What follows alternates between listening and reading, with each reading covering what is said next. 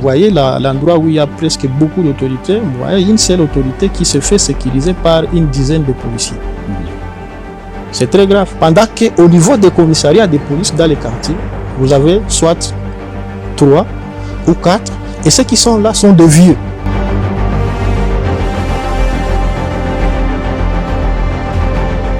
La ville de Goma, constituée de 2 communes, la commune de Karisimbi et la commune de Goma. La partie de la commune de Goma fait face à une insécurité, des situations inexplicables qui dénoncent des mouvements citoyens, des structures des jeunes, également plusieurs réalités, des questions de spoliation des espaces publics, des mouvements citoyens lors d'une manifestation tabassée par les éléments des JR. Voilà donc des questions qui vont nous intéresser dans cette émission où nous allons recevoir Gilles Ngeleza, le président du conseil communal de la jeunesse de cette partie de la ville de Goma. Gilles Ngeleza sera notre invité, mais avant cela, abonnez-vous sur la chaîne pour découvrir l'intégralité de cette vidéo. Nous y sommes. Gilles Ngeleza, bonjour. Bonjour, monsieur le journaliste. Président du conseil communal de la jeunesse. Le travail n'est pas facile à ce niveau, il faut le dire. En tout cas. Vous avez été tabassé par les JR à l'hôpital. Vous êtes sorti de l'hôpital il y a combien de temps? Il y a à peine une semaine. Pour les Sana. À Sainte-Sana. Alors, qu'est-ce qui se passe en commune de Goma? Bon, vous savez, vous avez bien décrit la situation, comment est-ce qu'elle fait, elle se passe dans la commune de Goma. Si nous commençons par la situation sécuritaire, en tout cas, avec toute vérité, il faut que nous disions qu'elle demeure volatile. Cette situation s'est fait remarquer sous diverses formes, comme vous êtes sans l'ignorer. Il est bien entendu qu'au niveau de notre commune de Goma, depuis le début de cette année, d'ailleurs, nous avions fait le rapport au bilan de l'année passée. Nous avons vu que la situation était vraiment très chaotique sur le plan sécuritaire. La même situation que nous avons décriée en ce début de cette année 2023, elle demeure la même. Donc, les tableaux est toujours sombre sur le plan sécuritaire. Donc, elle s'est fait voir sous diverses formes telles que je l'ai dit. Là, on est en train de voir, de faire face à des découvertes macabres de corps sans vie au niveau de certaines entités. Il y a des incursions d'hommes porteurs d'armes à feu dans des maisons de paisibles citoyens, surtout ces hommes qui opèrent sous le label d'Ali Baba et les 40 voleurs, lesquels phénomène est loin d'être endigué au niveau de non seulement notre commune, mais aussi sur toute l'étendue de la ville de Goma. Il y a aussi des assassinats ciblés et autres tueries dans lesquelles d'ailleurs nous avons perdu les camps le plus récent. Notre jeune qui répond au nom de Christian Bouma Kassole. Mais après cela, c'est encore retrouvé au quartier Imbi. Oui, exactement. Il y a un autre corps. Après cela, qui a été retrouvé, le corps d'un professeur qui a été retrouvé mort non loin de chez lui, sur avenue de Goma, au quartier Himbi, non loin de la rue pavée qui mène vers le marché communal qui est connu sous le nom de Marie-Olive Lembe, et les gens autrefois l'appelaient marché à la Nine.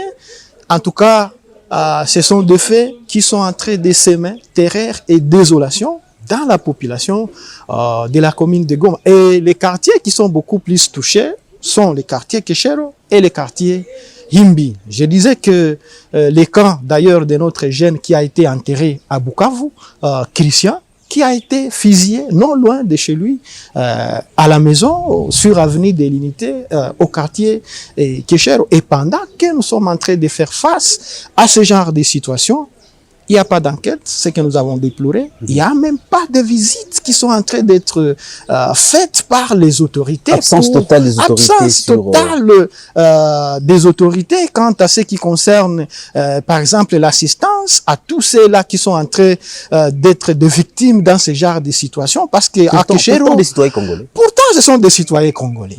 À Keshero, il y a un autre jeune qui a été aussi fusillé et qui se trouve actuellement au niveau de l'hôpital CBK à Ndosho et qui a été atteint par une balle au niveau de ses deux jambes, qui est là. Monsieur le journaliste, il n'a jamais réussi aucune visite d'une certaine autorité qui vient s'imprégner de la réalité dans laquelle se trouvent ces malades. Il faut dire à ce niveau que la population reste abandonnée à son triste sort. Exactement. Pourquoi nous le disons? Parce que même quand ces genres de situations sont en train d'être commises sur la paisible situation, il n'y a pas d'autorité sur le terrain. On ne voit personne, absolument personne. Mais qui en sécurise la commune de Goma? Bon, de toutes les façons, le fait, les facteurs qui entrent en contribution pour justifier les cas d'insécurité sont vraiment nombreux. Si je parviens à citer certains, je ne peux pas alors arriver à les terminer, mais vous êtes quelqu'un d'ici à Goma, nous avons beaucoup fustigé le fait qu'il y a certaines situations dans lesquelles interviennent beaucoup de cas d'insécurité, mais jusque-là, même si vous faites rapport, même si vous les dénoncez, il n'y a pas d'action qui viennent pour les contrecarrer ou pour les endiguer.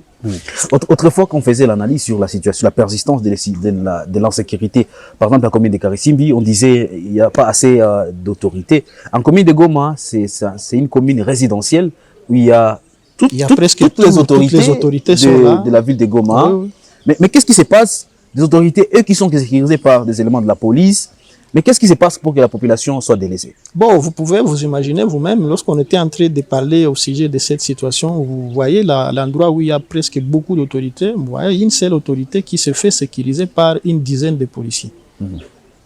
C'est très grave. Pendant qu'au niveau des commissariats de police dans les quartiers, vous avez soit 3 ou 4, et ceux qui sont là sont de vieux.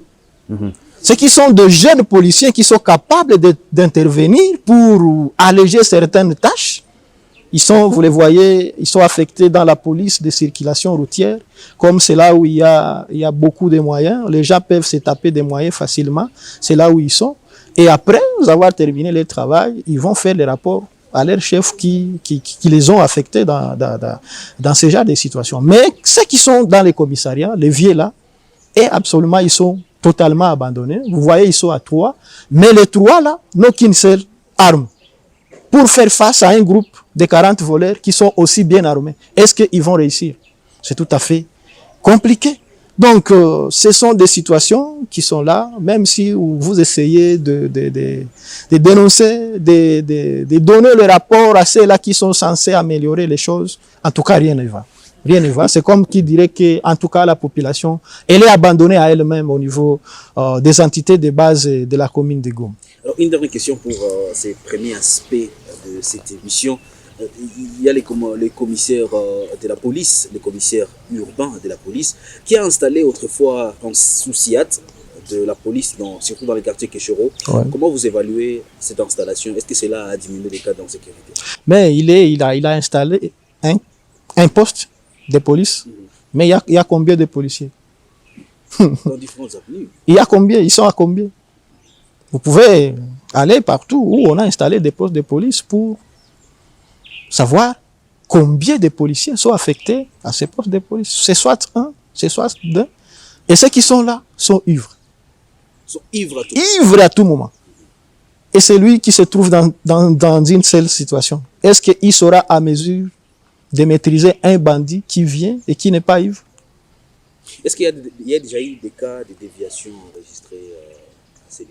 Bon, dans notre rapport, nous avons essayé de donner quelques cas de déviation. Nous avons dit qu'il y a aussi quelques cas de tracasserie, des éléments de PM et certains policiers qui ont été affectés dans différents postes de police et qui sont dans différentes positions et qui, à lieu et place de protéger la population, ils se livrent aussi dans des actes contraires à la loi.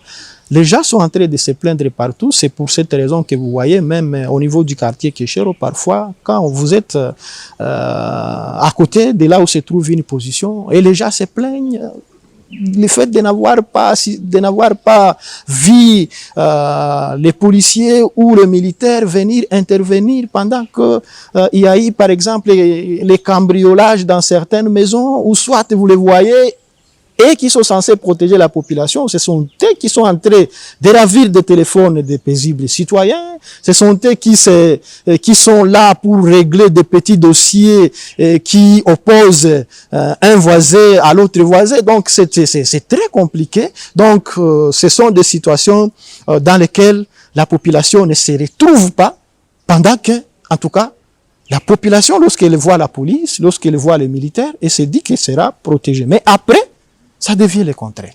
Alors, une dernière question, plutôt un dernier aspect dans cette émission, c'est par rapport au dossier d'expoliation. Ouais. Vous avez dénoncé autrefois de l'espace public spolié par qui déjà?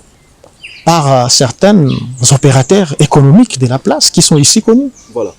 Vous avez mené une action, malheureusement, vous avez été face à une armée, je précise, les gardes républicaines qui sont intercalés dans ce dossier. Est-ce que la question est déjà protégée par Kinshasa? Parce que si la garde républicaine doit intervenir dans une manifestation, comment vous avez compris cette question? Bon, messieurs les journalistes, vous allez comprendre avec nous que les militaires de la garde républicaine ont vocation de protéger le président de la République, lui et sa famille, peut-être avec certains de ses biens. Et lorsque nous faisons face à la garde républicaine dans une manifestation, et puis dans un dossier d'expoliation, nous pouvons nous dire à quoi? C'est que nous sommes en train de décrier certaines histoires ici à Goma, surtout d'expoliation, dans lesquelles nous ne pouvons pas voir quand même la présence de la garde républicaine. Et dans les cas auxquels nous faisons allusion, ceci dit que la présidence de la République connaît déjà les dossiers. Et c'est que directement, elle est impliquée dans ces dossiers. Et c'est pour cette raison que vous allez voir, quand nous étions arrêtés, lorsque nous avons été soumis à des traitements inhumains et dégradants, il y a certains des gardes républicains qui nous disaient qu'il ne faut pas toucher là où le président a ses mains liées. Donc les yeux du président de la République sont braqués ici. Et que donc si vous amenez, c'est que vous serez toujours face à une résistance de la garde républicaine. À ce niveau, peut-on affirmer que Félix est en train d'expolier certains espaces publics? À l'époque de Kabila, messieurs les journalistes, certains opérateurs économiques faisaient certaines COP ici. Ils bénéficiaient de la couverture de Joseph Kabila. Donc, les mêmes histoires que nous avions décriées hier, aujourd'hui, nous sommes en train de les vivre. Donc nous sommes totalement convaincus que ce que faisait Kabila hier, Tshisekedi aussi a copié. C'est pour cette raison qu'il est dans cette mafia de spoliation de certains terrains d'utilité publique au niveau de la ville de Goma. Comme je l'ai dit au début, vous avez été tabassé, amené même à l'hôpital pour des soins. Mais qu'est-ce que vous revendiquez comme jeunesse, les terrains en face du gouvernorat? On suppose que le gouverneur passe là tous les jours. Mais qu'est-ce que vous demandez, vous comme jeune? Mais totalement que nous étions en train de dire que, monsieur le gouverneur, parce que nous n'avons pas compris un terrain pour lequel nous nous sommes bâtis depuis 2022 pour décrier les mêmes faits qui est en train d'être fait sur le même terrain aujourd'hui, le gouverneur est intervenu et il a suspendu les travaux et l'acquéreur lui-même a démoli tout ce qu'il avait commencé comme construction là-bas. Et le terrain était resté vide et les jeunes faisaient leurs activités physiques et sportives sur le même terrain sans problème. Aujourd'hui, nous sommes en 2023, les mêmes opérateurs en complicité avec le gouverneur des provinces, parce que je ne peux pas avoir peur de le dire, il revient encore avec force, cette fois-ci, avec la complicité de certains militaires de la garde républicaine, toujours sur ces mêmes terrains. C'est pour cette raison que nous nous sommes décidés, en tant que citoyens, pour aller demander au gouverneur, parce que ça se fait sous les yeux du gouverneur des provinces. Il vient tout le temps, il passe, il voit tout ce qui s'est fait là-bas. Mais monsieur le gouverneur, vous, en tant que premier parent de tous ces enfants qui se livrent à des activités là-bas, vous qui voyez tout ce qui se fait là-bas, est-ce que vous pouvez arriver à arrêter tous ces travaux? Vous pouvez arriver à retirer de ces lieux tous ces militaires de la garde républicaine pour finalement permettre aux jeunes de continuer avec leur rejet là-bas. Rien que ça. Et on le faisait pacifiquement. Tout le processus a été respecté. Nous avons écrit une correspondance auprès du maire de la ville pour annoncer l'action là-bas. Tout a été respecté. Mais maintenant que nous sommes là, nous faisons face à la résistance de la garde républicaine. Parce que nous n'avons ni pierre, ni armes, ni quoi que ce soit pour venir inquiéter tous ceux qui faisaient leurs travaux là-bas. Pourquoi on pouvait nous réserver un tel sort? L'état de droit, longtemps vanté par le président de la République, le même état de droit est en train d'être foulé aux pieds par le même président de la République. Et c'est ce qui nous a fortement désappointé de constater que lorsque les citoyens ordinaires que nous sommes en train de manifester pacifiquement pour une cause bien connue par tous et que nous soyons brutalisés de cette manière. C'est pour cette raison que nous avons dit que nous sommes en train d'aller vers un processus de musellement des droits fondamentaux qui sont reconnus aux citoyens dans un pays qui se veut démocratique comme la République démocratique du Congo. Mais c'est inacceptable. Nous nous sommes dit que certainement c'est un acte qui nous a blessés, qui a fait que nous puissions avoir beaucoup de douleurs insupportables d'abord, qui ont fait que nous puissions être hospitalisés, que nous puissions être blessés. Nous avons été renforcés dans cette action et nous n'allons pas croiser les bras. Il y a les voies légales qui nous sont reconnues, que nous allons devoir utiliser pour pouvoir aller jusqu'au bout avec cette action. Jean Keleza, nous sommes talonnés par les temps, mais je vais que vous puissiez adresser un message à tous ceux qui vont nous suivre sur qui vous nous poste. Ah ouais. Quel message il faut adresser à ces niveaux? Moi, je pense que la population de Goma doit comprendre que les gâteaux ne viendra plus sur les plateaux. Lumumba nous a dit que le Congo n'est pas grand, mais il exige de nous qui sommes Congolais la grandeur. Ceci revient à dire que c'est par la lutte que nous allons obtenir notre droit, qui est déjà confisqué par les hommes inconscients qui sont avec nous dans ces pays. Donc si nous nous mettons à croiser les bras, nous n'aurons absolument rien. Nous avons tous compris que l'État congolais est en train de se faire piller par ses propres fils. Ceci dit que c'est là qui pouvait être le protecteur des biens d'utilité publique, sont ceux-là qui entrent en ligne de compte pour les spolier. Ceux-là qui pouvaient nous sécuriser sont ceux-là, soit qui sont cités dans les actes d'insécurité, qui sont cités dans les actes qui dépravent le mœurs. Donc, vous comprenez que si vous mettez à croiser les bras, rien ne va être fait.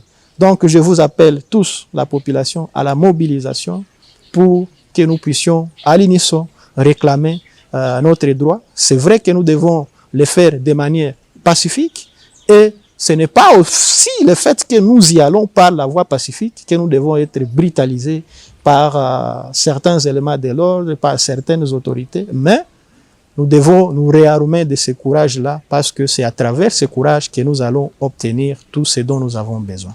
Gilles Ngeleza, merci beaucoup d'avoir répondu. C'est à moi de vous remercier. Mesdames, Messieurs, c'est la fin de cette émission Libre Opinion.